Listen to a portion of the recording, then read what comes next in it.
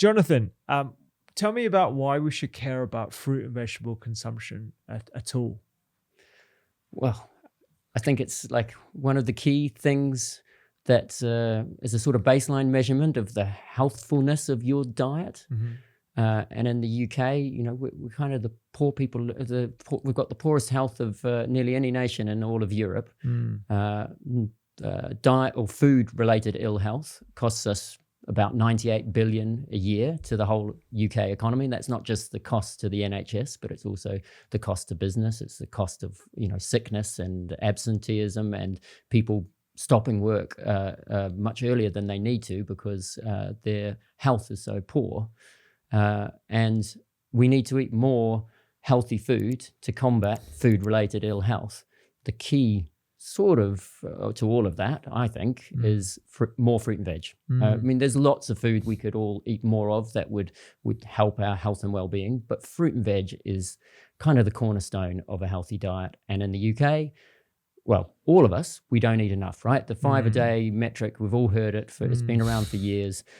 Most people from all income brackets, very few people manage to eat 5 a day, but it's the people with the lowest income in the UK who have the poorest consumption of fruit and veg. And it's people on lower incomes who have a higher rate and a higher prevalence to food-related ill health. And it's that dynamic that's costing the UK PLC, the NHS, everybody.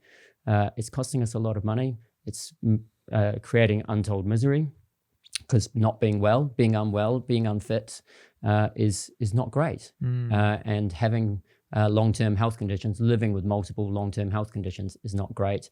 And growing up as a child, overweight or obese, is also really challenging. You know, it creates health problems, but it also creates stigma, and it leads to poorer outcomes around education and work as well. And there's statistics to back that up. So yeah, fruit and veg is really important if you ask me. Yeah, and you know, you alluded to the 5 a day slogan. So, you know, it's been around for over 20 years now.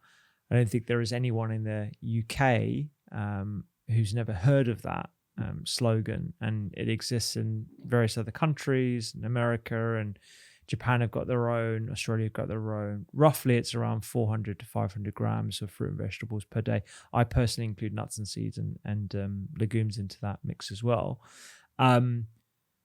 Why, if you look at a 10,000 foot view of the sort of pattern of fruit and vegetable consumption or lack thereof, what are the drivers behind why people just on average are not consuming enough?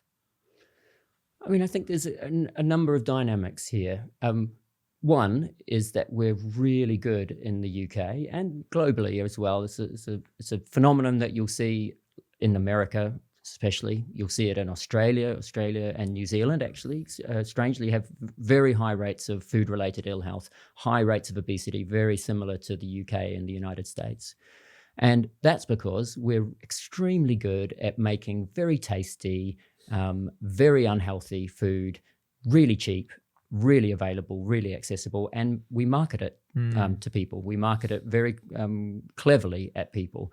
So we're really, as a country in the UK, we live in a kind of a food swamp. We're saturated all around us with unhealthy food, and actually access to healthy food is not always easy. I gave you the example earlier. I was on my way here. I knew we'd be recording at lunchtime, so I thought I'll grab a healthy snack from M&S at the train station on my way. And I walked around and around the M&S trying to find something that I thought would be a healthy snack that would get me through the podcast.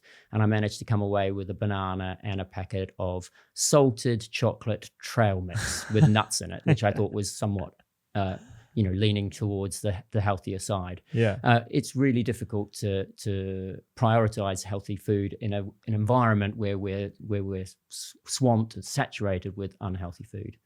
On the other side, calories from unhealthy food are twice as affordable, twice as cheap as calories from healthy food like fruit and veg, right? So it makes a rational economic decision. If you have limited income and you need to fill yourself up with the calories that will drive you through the day, will give you the energy for the day, you can get those calories that you need for that energy twice as cheaply from unhealthy food than you can from healthy food. So if you need to make sure you're living on a very low income in the UK, you might be living in a food insecure environment, and you want to put food on the table for yourself and your children, you can do it much more cheaply on highly ultra processed foods that are cheap and easily available and marketed at you and your children. I'm just thinking of that scenario for that individual or that family who is relying on the extra calories that they can afford from ultra processed food. It's like doing a deal with the devil, because what you're actually getting in return, whilst it might be more calorific, it's not going to be satiating. It won't have as much fiber or no fiber. Yes, it might have enough protein, but essentially it's not going to be giving you the nutrients. So you get into this pattern, at least I've seen anecdotally through my work in A&E and as a GP, where you are overfed, undernourished. So you can very easily overconsume those extra calories, but you're not actually sufficing the minerals, vitamins, and phytonutrients that you require from plants to actually thrive on said diet. So I take your point that, you know, you can get overnourished, you can get more calories, and that's sort of an economic rational decision. But perhaps there's an educational mismatch there, where if people were more informed about fruit and vegetables and what they're actually getting for the extra cost rather than calories, then people would make a different decision. So, I mean, I think, you know, coming to the work that we do at Alexandra Rose Charity, I think you've pointed out an interesting dynamic. What we do at Alexandra Rose Charity is we provide Rose Vouchers, vouchers for fruit and veg that people can take to a local market and exchange for fresh fruit and veg. And so what we know is this is targeted at communities, low-income communities, where that consumption of fruit and veg isn't great. And when we do a little bit of the education piece, but actually what we mainly do is we give them the money.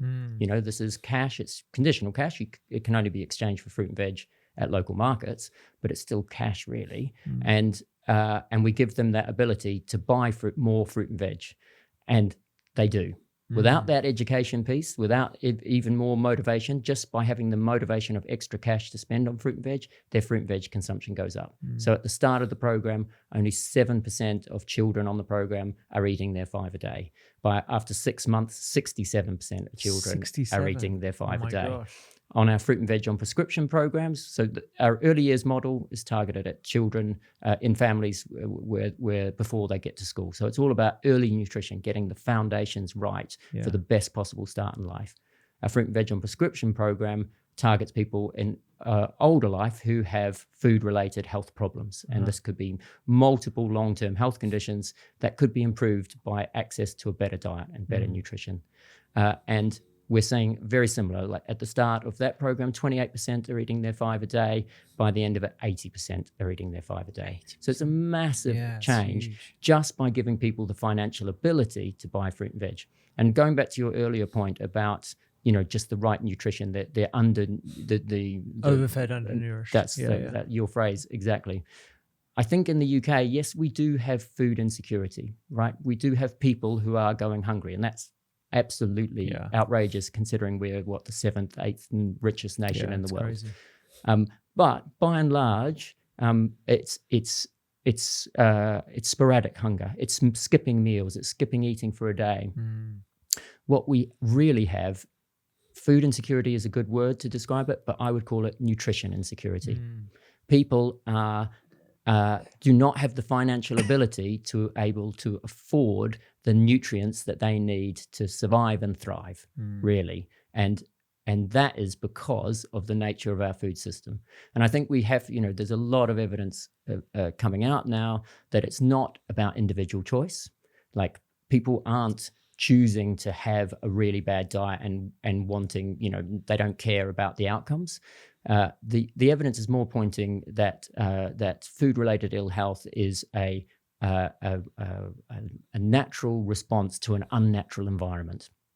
And that unnatural environment is our food environment, where we are, like I've said earlier, swamped by the unhealthy foods, which are very affordable and marketed at us. And we can't get past the marketing thing. And so, you know, 2 weeks ago, the government announced that they're going to push forward with the advertising ban, the watershed advertising ban, to limit the amount of junk food that is marketed at children. And that's, an admission from government that that marketeering works, that targeting of children by unhealthy ultra-processed foods works, and it's having a detrimental impact on their health. So they're introducing that restriction, but those kids many of them live in families where they still can't afford to access the good stuff as well. And so for us, it's about making the good stuff affordable. It's about making it more available. Would be brilliant if Fruit Veg had a marketing budget behind it. Imagine if you put the marketing budget of Coca-Cola behind Fruit Veg. Nobody markets Fruit and Veg, really. Yeah. It's because you can't brand it, right? It doesn't. It's anyone can grow a carrot, so you can't market the carrot. But if we put money behind promoting and marketing the good food, like we do the bad stuff, wouldn't it be interesting to see what happened? Yeah, totally. I mean, we do our best here to market fruit and vegetables as best we can on Doctor's Kitchen podcast and socials, but clearly we don't have the same budgets there. I guess why don't you give us some sort of some ideas as to the proportions of people? I'm not too sure if you have stats at all, but the number of people who are food insecure to the point where they are skipping meals and they are going hungry versus people who are on a lower household income still have the ability to consume food 2, 3, 4 times a day, but are choosing the wrong foods because they're heavily marketed and because they tend to be cheaper than the healthier alternatives. Do we have any idea of like the proportions of those? Because I think sometimes for an individual listening to this on the radio or via the news, everything gets lumped together. And I think there are distinct scenarios for different people depending on household income as a crude differentiator. Yeah, I mean, it's an interesting one, household income, because food is one of the only areas in your budget where you have flexibility, right? So you've got to pay the rent. The rent's the same every month. You've got to pay it. If you don't pay the rent, you get kicked out. You've got to pay the mortgage. You've got to pay the electric, or they'll cut you off. Food is somewhere you can trade up and trade down. And it's really interesting how people do this. So we've seen this in the cost of living crisis. Cost of living crisis, fruit and veg consumption dropped quite considerably. Like it's a statistical reality. People stopped buying fruit and veg because it's a more expensive category. Yeah. It has higher chance of going to waste, right? If you buy a bag of salad and you put it in your fridge, but you don't use it within a couple of days, it might not be there for you to use or in good condition for you to use. And so that investment has gone to waste. Yeah. All of your ultra-processed foods don't have that dynamic. They can stay around for a long time and when you eat them and consume them. So I think that flexibility in the food budget drives us all to a degree. I mean, I know when I get to the end of the month and times are tough, I will go to a cheaper supermarket. Yeah. And if I had my way, I would shop at the farmer's market every week. But when I walk away from the farmer's market, I notice the hole in my pocket, right? So I think the challenge is, even though there are people on really low incomes who are struggling with food or nutrition insecurity, there are people who have a fairly okay, they've got a lower level of income, but it's a little bit better. They're still trading down on the less healthy food because it helps fit into the budget constraints that they have. And especially in the last few years, this cost of living crisis has damaged people's long-term health. Yeah. And that's something that we're going to find out. COVID did, and then the cost of living crisis, and we're going to find out the impacts of that over the coming years. You were talking, so the scale. Yeah. The scale. So, I mean, there's a great organization called the Food Foundation, and they measure at regular intervals. I think every quarter they measure the scale of food insecurity in the UK. So June was the last time they did that data point. 7.2 million adults in the UK technically in food insecurity, which is, like you explained, skipping meals from day to day to make ends meet. That's something like 2.3 million children in those households who are experiencing the same thing: food insecurity, nutrition insecurity. It's 1 in 10 in the UK, essentially. Seems, some very close to that. Yep. Wow. It's a huge issue. It's become it's become a more prominent factor of life in the last 15 years. So food banks in the UK didn't really exist before the 2008 financial crash. It's a fact. Trussell Trust was not doing those food banks like they are now in 2008. That austerity, 2008, the financial crash, followed by austerity, has driven the rise of food insecurity in the UK. That's seen the rise, absolute mushrooming of food banks and food redistribution charities all over the UK. Then we got to COVID, and that saw a huge spike again, and then the cost of living crisis. And so now we're at a point where actually the food redistribution system is a sort of de facto part of our welfare system. It's almost a tacitly approved by government that people aren't being given enough money through the welfare system or through jobs as well, for the payment that the low level of pay that people get through jobs isn't enough of the safety net is not great enough, and we need to have this food surplus system to pick up where the state and employment are failing. And the great work that those organizations do, fantastic organizations supporting people in very vulnerable positions, but we shouldn't be in that situation. And the reality is, if it's a system based on food surplus, most of that food will not be fruit and veg, because surplus food it's much easier to redistribute packaged and processed food than it is fruit and vegetables. And most food banks, a lot of food banks, don't have storage, appropriate storage for fruit and veg. But also, if it's surplus to requirements, generally that means it's got a short shelf life as well. So we're not getting the best fruit and veg to people who really need really good quality fruit and veg. Just a quick one. If you're enjoying this kind of content, you will love our free newsletter called Seasonal Sundays. It goes into depth on a seasonal ingredient every Sunday, and we talk about the nutritional medicine benefits, the research, and the culinary uses of an ingredient every Sunday, with recipes included. You can get access to the free newsletter in the link just down below. One of the things that you mentioned to me was the cost of healthy items that you can find in supermarkets, farmers markets, etc. And there's a reason why they're so expensive, take a long time to grow, perishability, etc. But perhaps we could talk a bit about subsidies in the UK, because to my limited knowledge around this, we heavily subsidize certain products, mainly animal-based products, dairy, meat, etc. I'm not aware of subsidies, the extent of those for fruit and vegetables, or these health promoting ingredients that we both love. Why is there a differential, and what is the state of play with subsidies now, particularly in a post-Brexit environment? Yeah, it's a really good question. So, I think what our work suggests at Alexandra Rose Charity, the voucher approach, is that you can put financial incentives into the system to generate public good. Now, we've always financially incentivized our food system, and that goes back dozens, hundreds of years, through taxation, through regulation, through subsidies, direct subsidies, indirect subsidies. This is part of the food system. And for many years under the European Union, the huge part of our subsidy was directed through the Common Agricultural Policy. And mainly that paid per acre of land. Really didn't matter much what you did with that acre of land, as long as it was either in farm production or in an environmental sort of stewardship program. They would pay you for that acreage of land.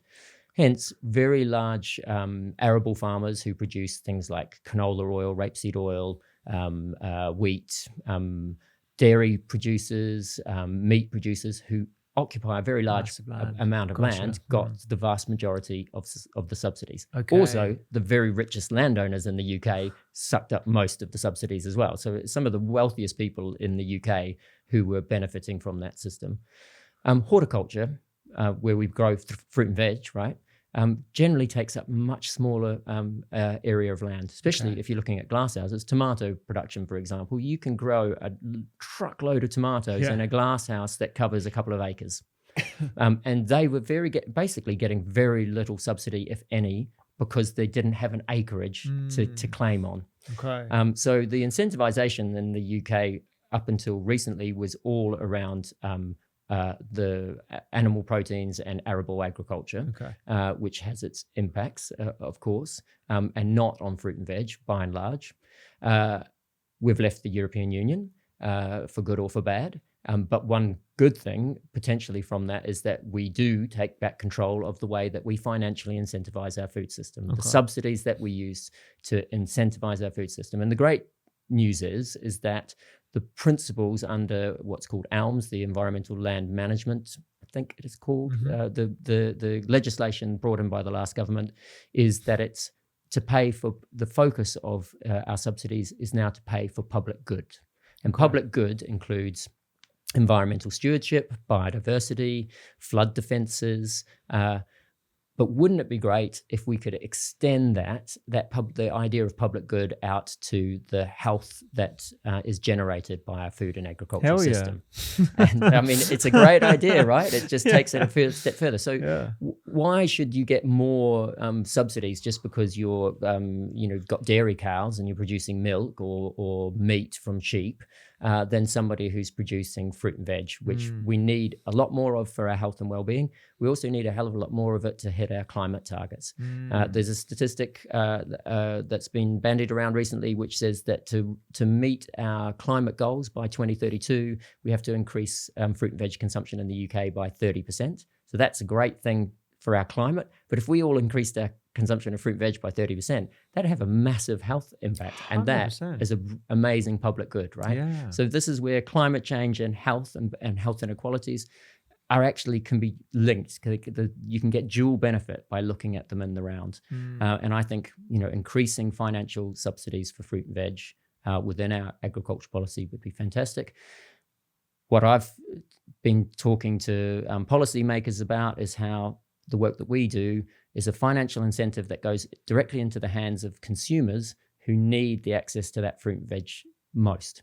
So if you could then connect that voucher to the local sustainable supply chains, that money that you gave to a person on low income who needs an extra bit of cash and also needs more fruit and veg would then be spent in a local market or a local shop that then would go back to a local farmer and a local supplier. And that creates the benefit, the financial incentive for growing fruit and veg in that natural, sustainable, local way, but the benefit for the improved nutrition and health and the financial security of that individual or that family happens at a local community level. We've started to pilot that. So we're in part of a national program called Bridging the Gap. And Bridging the Gap is all about trying to find where you could put the financial incentives within the system to make healthy and sustainably produced fruit and veg more accessible and more available to people who need access to that type of food the most, which is communities who live with low income. We have a pilot in Tower Hamlets where we're working with 2 food co-ops, and the co-ops are supplied by an organisation called Growing Communities and the Better Food Traders. They grow fruit and veg all around Essex, around the borders of London, and of course they import some from Europe as well. And that is going into these local community co-ops and being sold to people using their Rose Vouchers. Gotcha. So it's an amazing trial of how this could work at a larger scale. And there are a number of other trials that are taking place around the UK as part of that Bridging the Gap project. What we really want to do is show that to policymakers. So you invest £1 here, and this is the benefit it has for health, well-being, community, environment, agriculture, the rural environment, rural jobs, and you can prove. So at the moment, we've got great economic impact assessment work around the value of our program. Most of our vouchers are spent in local traditional street markets. And for every £1 Rose voucher that goes through a market trader, a total of £3.11 of economic benefit is generated because people are spending money in the market. Those traders are local people. They take that money, they spend it in the local economy. Those people who go into the market, they might not have shopped at the market before, but then they start using their own money to buy from the butcher, the fishmongers, the clothes stalls. And that has a multiplier effect. Unlike spending money perhaps in a supermarket, most of that benefit leaves the local economy and goes into shareholder pockets. Whereas this most of it stays circulating within the local community. Yeah. Now, if we could take that economic impact and take it a step further and make sure that money then went back through the supply chain to rural economies in the UK to support sustainable farming practices. Yeah. I mean, that's it's a like win-win. a no-brainer. I guess if I was to put my consumer hat on, right, and you gave me these vouchers and I was able to spend them in local markets, doesn't that, as a consumer, limit my choice of fruit and vegetables? Because I remember you were talking earlier about how over 50% of fruit and vegetables is actually imported. So the selection of fruits and vegetables that I am familiar with and I actually want to use might actually be limited compared to if I just went to my supermarket with my regular pounds instead of the Rose Voucher pounds. Yeah, I think that's a really good question. So at the moment, the way that Rose Vouchers work is, like I said, they're mostly working with traditional street markets in London. And the great thing about traditional street markets in London and in Barnsley and in Liverpool and Glasgow, the other areas we work, is that they know their local community. And so they provide the produce that fits the cultural taste and cultural needs of that community. Yeah. So you go to East Street Market in Southwark and you will find food from all over the world. And that's culturally appropriate for the people who are part of our Rose Voucher program. Yes, the challenge with UK growing and sustainable supply chains is that the diversity of produce is less. One of the focuses of Bridging the Gap is to try and incentivize the growers to expand their range to more diverse food categories. So we can grow a lot of more produce from parts of Southeast Asia and Africa. Can be grown here, but the demand has not been it's not been the traditional demand, so farmers aren't set up for it. So I've heard of people trying to expand into Chinese vegetables and looking at experimentation with okra, growing okra in the UK. There's lots of examples, but these groups need to be encouraged to do that. Farmers need to be encouraged to do that, and they need to have feedback from the supply chain. So they need to understand the communities that they will be serving in the future. But I get you. I mean, I think there is we can't conflate this movement towards a sustainable diet with denying people their access to the cultural foods that are appropriate for them. And in reality, it's not those people in those communities who are driving climate change, right? There is somebody else out there who's mostly driving climate change, and buying a few yams and plantains from West Africa in South London is not going to be the be all and end all of our nature and climate emergency. And I think that's still got to be part of our food supply chain. It always will be. And I think there's a globalized part of our food chain that will always exist. However, for our food security, if we are only producing 30, 40, 50, 60, 70% of our fruit and veg at different times of the year is produced overseas, we're food insecure. More food insecure as a nation. If there's another global pandemic which really restricts movement, if there's climate challenges in southern Spain, and so they can't produce enough to export to us anymore, that food security is really important. Growing more fruit and veg here has benefits for our environment and our health, but there will be parts of our food economy that's still global. I mean, it goes back to the subsidy point, right? Like, I mean, it's a use case for Brexit, like a positive use case for Brexit that I'm really pleased to hear about. Finally, that we can say something like about a benefit. But if we give subsidies to folks who are actually growing the produce, then they've got more financial flexibility to test different crops and stuff, and they've got less of that slim margin that they're currently working toward, which might actually encourage them to just fixate on one particular crop or one particular sort of they've got to do their math and their yields. I guess the other thing is I went with you to the Brixton market. I saw the incredible uses of these vouchers and how they were buying yam, cassava, plantain, things that I personally wouldn't buy. And I can see that point around like having that diversity of options and ensuring that we don't take that away.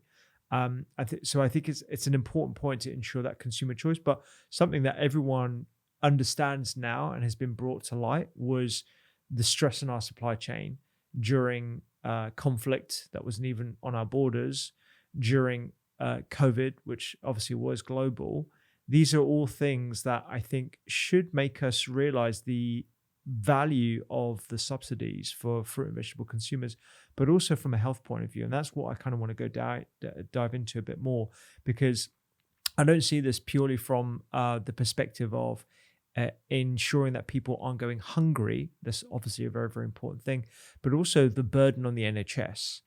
Is there any semblance of an economic argument similar to the one that you just described of £1 spent in this local market and £3 out to the local community, going further onto the reduction on the burden on our National Health Service?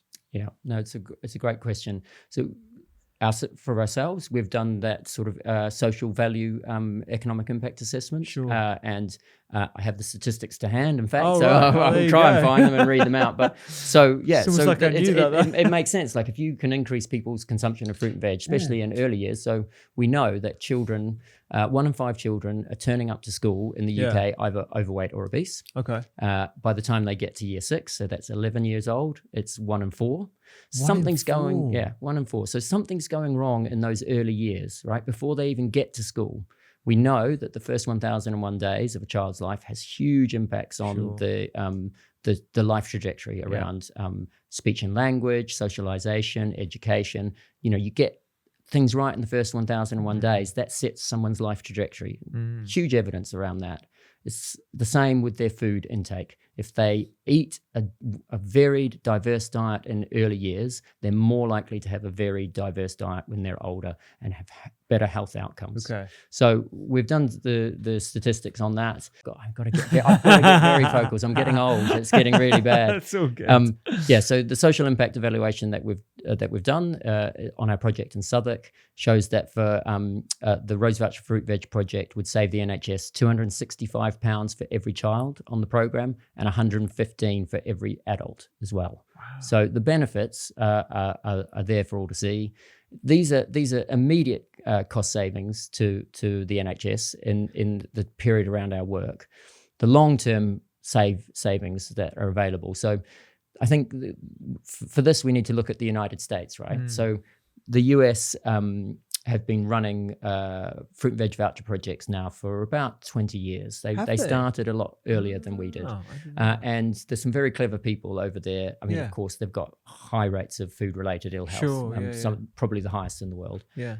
And some very clever people there in the early 2000s came up with this idea of that if you double the value of people's food stamps but encourage them to spend it on fruit and veg, would that have health impacts? And they piloted it, and they had some really good results.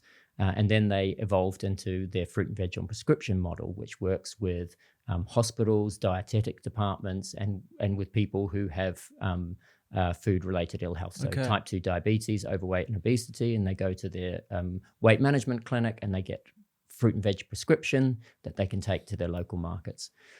They were very successful in proving that. The government has invested $270 million, interestingly, via the Farm Bill. So again, America is really good at subsidizing its agricultural system. And these clever people in the United States managed to make the case, which was, if you give £1 to a person with low income, or $1 as it would have been there, they will spend it on fruit and veg that is grown by an American farmer, which, you know, America is a massive agricultural nation. They import far fewer fruit and vegetables than we do because of their massive production scales. And the diverse climate that they have, and so the money goes back to farmers. So you've you've had the impact that you want to have, but you've actually helped people in need. Yeah. So they now give 270 million from the federal farm budget, and that is matched locally by states. States put their public health budgets in, but interestingly, by health insurance companies and hospitals. And why are they putting money in? Because of Medicaid and Obamacare, the vast majority of people are now covered with health insurance in the United States, and they are, if they end up ill in hospital, it costs the insurers money. The insurers have to pay for that healthcare. The insurers have realized that if they actually give out fruit and veg via prescription and stop that person coming back to hospital with the impacts of their long-term health condition, they save themselves money. So they're now starting to invest. Now, the one thing you can guarantee, if American health insurers are spending money on anything, they've run the numbers, right? They know that it has an economic benefit to them and their shareholders, and that's why they're doing it. So I would love to see their data. I'm sure they have it, but they don't share it publicly. Do they not? Well, not that I've seen, but I'm pretty sure they know from the fact that they're investing, large amounts of money in these types of programs in the United States, that they know that it has health benefits that in the end will save them money. Absolutely. And that's the sort of savings we can. So they have great statistics here. So a recent study in the United States has concluded that over 25 years, if you provide fruit and vegetables on prescription to 6.5 million US adults who are experiencing both diabetes and food insecurity, you would prevent 292,000 cardiovascular disease events and save 39.6 billion in healthcare costs and 4.8 billion in productivity costs. Bloody hell. So go through those numbers one more time. Sorry. Yep. So that's, you give fruit and veg prescriptions to 6.5 million American adults. 6.5 million American adults with type 2 diabetes who are food insecure. You would prevent 292,000 cardiovascular disease events Bloody hell. And save 39.6 billion in healthcare costs. Gosh. But also, and I think this is really important, when you're thinking about ourselves as an economy, right? UK PLC, we always talk about this, it saves 4.8 billion in productivity costs. Because when you've got poor health, when you're managing things like overweight and obesity, type 2 diabetes, cardiovascular disease, and also quite often the mental health struggles that come with that burden of disease, your productivity is less. Your sick days at work are higher. You have higher levels of sick days at work. This costs the economy. So it makes rational economic sense to try and address this problem. Unfortunately, we don't seem to have the ability to tackle it head on, right? So, and you've got to ask yourself why. I'm just imagining a whole bunch of GPs listening to this just nodding their head because they're at the coalface dealing with the issues of poor productivity, more sick days, et cetera, mental health struggles. I'm just picturing that individual who's having to go to their GP because they have a chronic illness, because they are financially insecure, because they need to take time off work for whatever reason that might be. And we're having to deal with that, hence why GPs are leaving in droves because they're just so burnt out. So you can just see the trickle down effect of this lack of innovative thinking of, not pointing fingers at any government or parties here, but, just lack of innovative thinking across the board that has led to this issue. And if we have this data already that suggests that if you invest in something as simple as fruit and vegetable consumption and making that easier, like it's a no-brainer. We already have and as you were going through the numbers, I was just trying to imagine, around a third of individuals in the UK, if I'm correct, are overweight or obese, and that's increasing steadily. That will correlate very nicely, or unfortunately, with type 2 diabetes and prediabetes. You just talked about earlier about how 1 in 10 individuals or 10 million people across the UK are financially insecure. You can see those numbers marry up quite nicely to what the potential outcome could be or the cost saving to the NHS that's already struggling, like 3 or 4 billion or something like that. That's about 4% of the NHS budget. That's a huge saving, So, this is why, I think it's an idea that's time has come. The National Food Strategy that was published in 2022 by Henry Dimbleby. So he was appointed by the government to advise them on food strategy. He spent 18 months going up and down the country doing amazing consultations, talking to everyone from the food industry right through to the voluntary sector, advocacy organizations. And he came up with what it was a really comprehensive plan for tackling the multifaceted issues that we have with our food system. Key amongst those is the climate and nature emergency that we face, and the burden of food-related ill health. And one of the recommendations in that was to pilot on a large national scale fruit and veg on prescription to test how this could work at scale. So you talk about the local GPs and how they're struggling with managing the burden of diet-related ill health, food-related ill health in the UK. We work with two health organisations in London, one in Tower Hamlets and one in Lambeth, delivering fruit and veg on prescription. So this is one organisation is a GP-led community health organisation that we visited together last year. Takes health out into the community, takes it to the community centres, takes it to a barber's shop on Streatham High Street, reaches out to where the people are, and the doctor who heads that up, Dr. Chichi, has said numerous times that this feels like the most impactful thing she's ever been able to do as a GP. Yeah. She feels like it's doing something that has massive benefit. And in that program, they work with people with hypertension, high blood pressure. Yeah. And of the people on the program, 7 out of 10 have seen their blood pressure reduced to a more sustainable, healthier level, gone from the red zone and back into the green zone. Yeah. And that's a massive impact. In Tower Hamlets, I mean, it's worth saying also, both these programs funded by local authority public health teams. Yeah. So these are local authority public health teams who are dealing with the crisis around the burden of food-related ill health across their communities, and they see this as an innovative way of trying to tackle it, a different way of trying to do it. So Lambeth Public Health Team have funded the project in Lambeth. In Tower Hamlets, the public health team there, we're working with Bromley by Bow Centre, which is it's an integrated health centre. It has a GP surgery on site and has a community health organisation on site. So the GPs there can refer to what are called social prescribers. Social prescribers is a national movement which is funded by the NHS and supported by the government, which acknowledges that the determinants of people's health are wider than just the medicine that you might get from the doctor and the acute illness that is happening to you at that moment in time.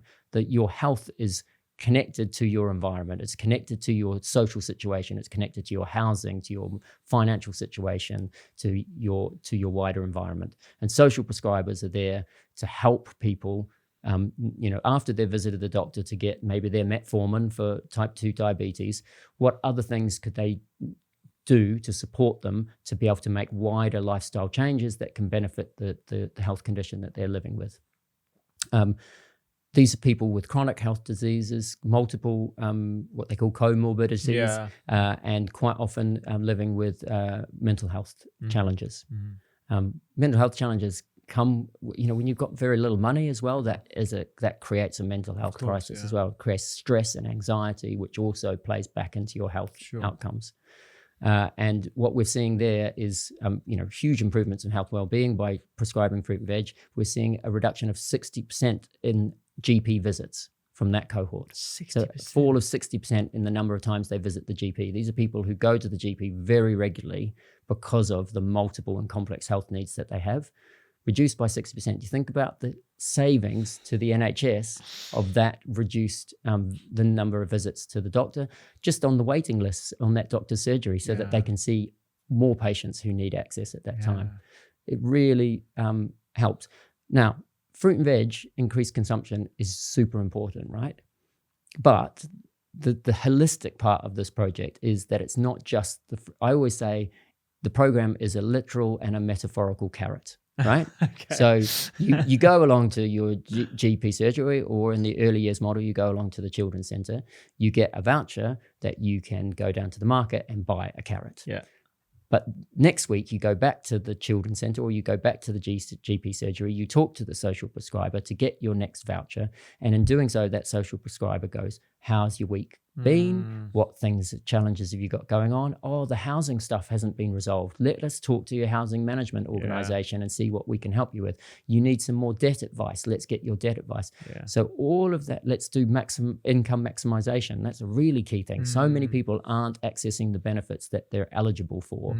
And so if you increase people's income from benefits, that reduces stress and anxiety because they have better financial situation, and that stress and anxiety plays back into their health and well-being. So the carrot is good for them, but that carrot, that incentive to come back, engage with services week after week, is also part of the change that happens. I love that. I love the metaphorical and literal carrot. And that's the way I've got it in my mind now, because you're right. It's not simply, as much as I'd love to believe that it's just the fruits and vegetables that are creating this 60% reduction in GP visits.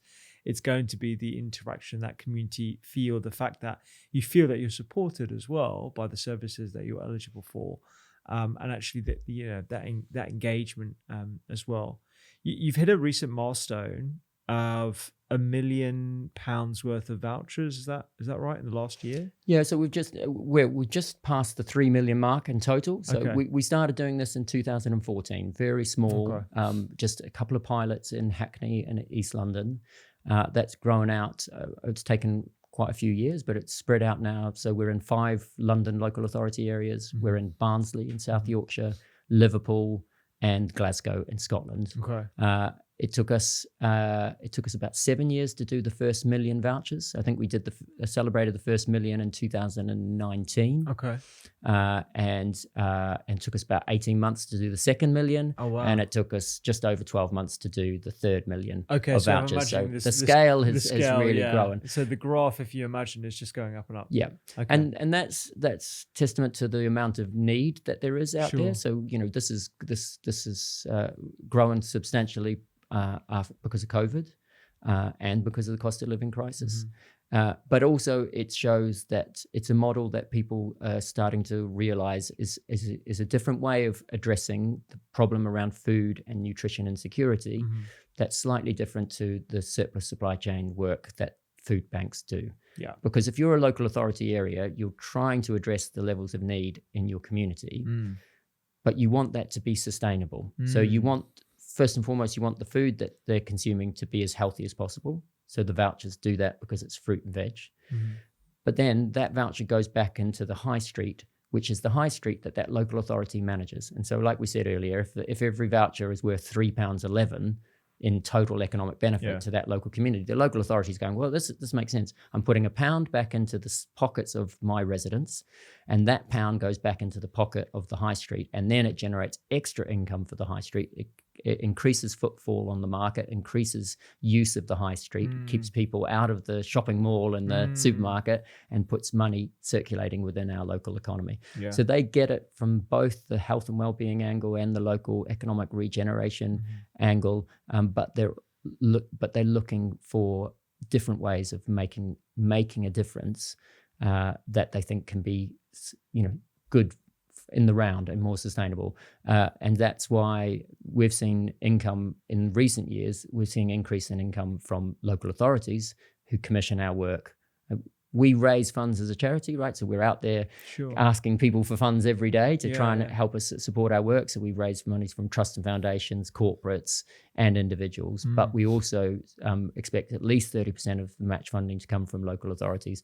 And every local authority manages that 30%, and in many cases they exceed that, well exceed it, and that's because they see it as a valuable investment. They also see it a valuable investment, like we talked about the literal metaphorical carrot. They want people to be accessing those services, and they want the people who need access to those services most to be accessing them as most regularly.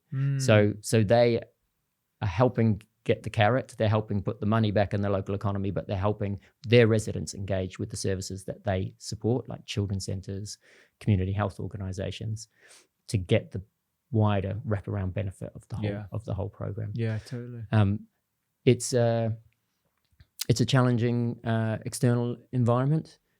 There is a change of government though, and we're starting to see like maybe some space here opening up. The last government had committed to bringing in the watershed for advertisements of unhealthy food targeted at children. They had that policy, but they delayed it, and now kicked down the road, because of the cost of living crisis. They didn't want to be seem to be penalizing people. They have resurrected that, and it's now going to become law, which is good news on that marketing front. We had a very successful sugary drinks industry levy put in place by the last government in 2015, which has generated huge amounts of income, tax revenues that has been spent on some initiatives to promote health and well-being. There's a great opportunity to extend that sugary drinks industry levy to other product categories, and maybe include things like salt, high salt products as well, and generate even more income that allows the government the flexibility to spend on the type of public health initiatives that we need a lot more of if we're going to tackle this food-related ill health crisis that we have in the UK.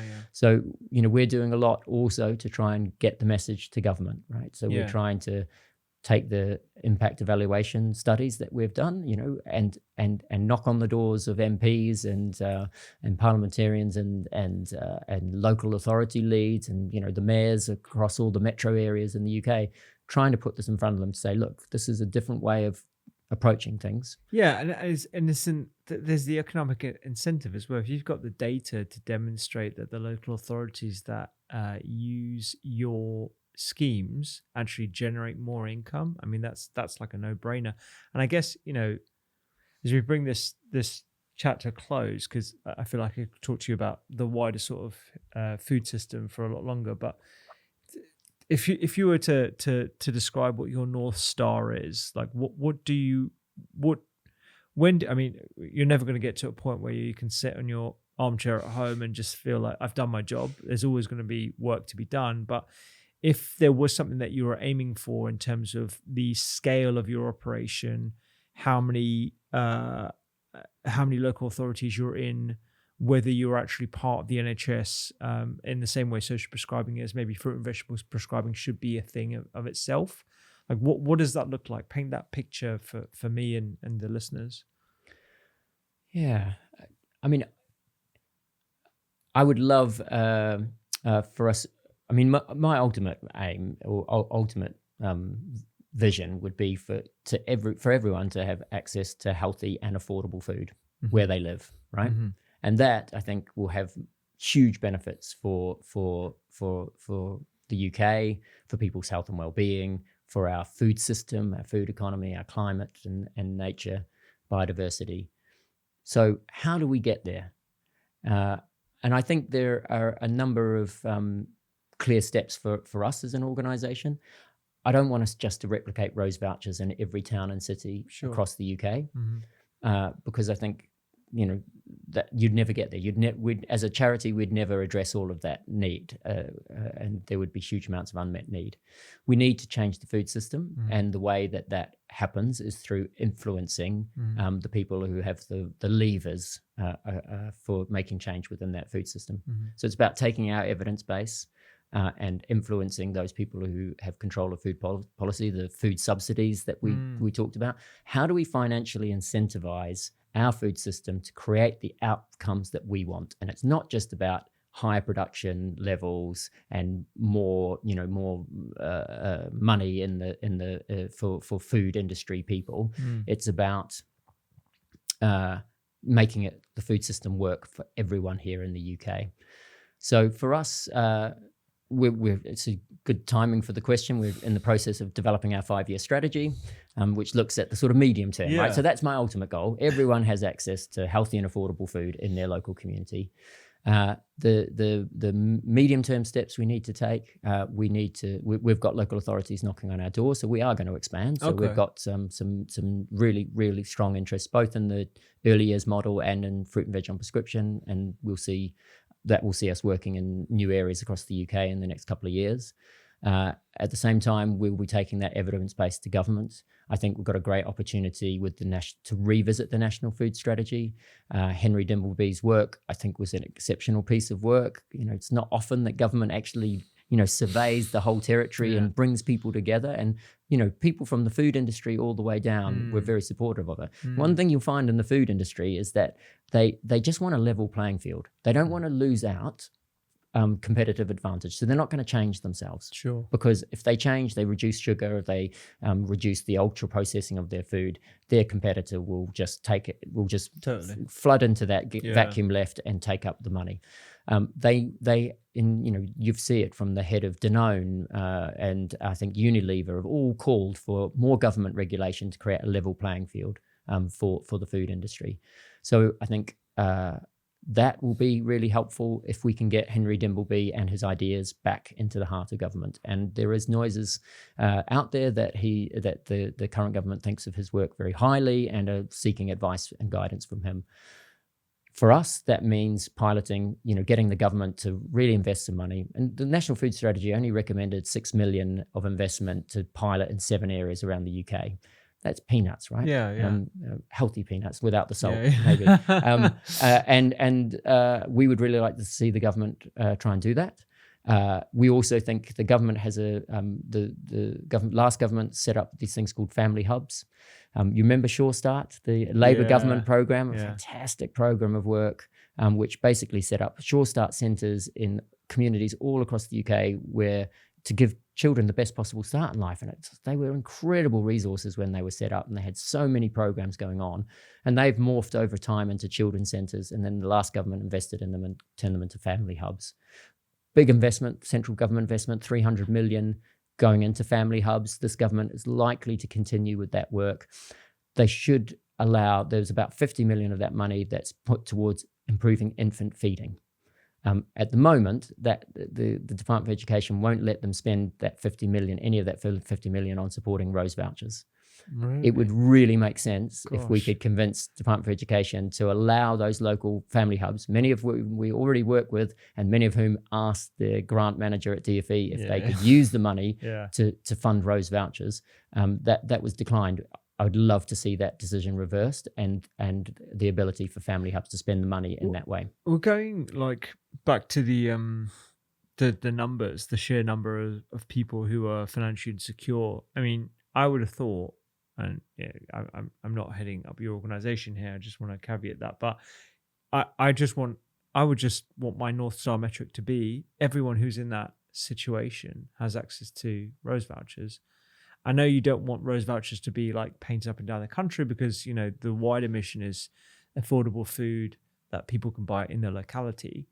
But that's surely got to be a stepping stone towards that. And wouldn't that be a great metric that, out of the financially insecure people across the UK, X percentage of them have access to Rose Vouchers, and we want to steadily push that up further? Are you working in cahoots with my chair of my charity? Because she keeps asking me that question. She keeps saying, "What's your percentage? What percentage? Okay, what's the unmet need? What percentage are we going to set as our North Star?" That's the way my brain thinks. No, and I mean, I think you're right. And until we can get government to make concrete shifts, we want. I think we talked earlier about, wouldn't it be great if UK could become one of those blue zones, those places where everyone eats so healthily, they live really long and fulfilled lives, totally. Right? We have a long way to go, right? Yeah, so if we could be like a half a blue zone, what's half, light blue, a light blue zone.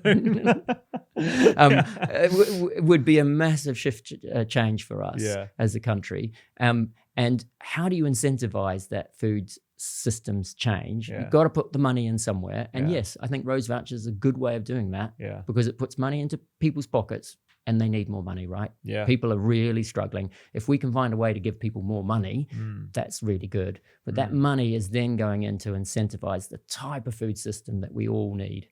So yes, I mean, if we have Rose Vouchers in as many communities as possible and we can meet 30, 40, 50% of that unmet need and then tell the government, this is what you need to do around the rest of it to make the step change, the systems change that we need, that would be great. And having a government that's open and thoughtful and understands the dynamic and can be a little bit, free themselves a little bit from the influence of the food industry would be terrific. And let's hope that's what we're going to see over the next 5 years. Yeah, absolutely.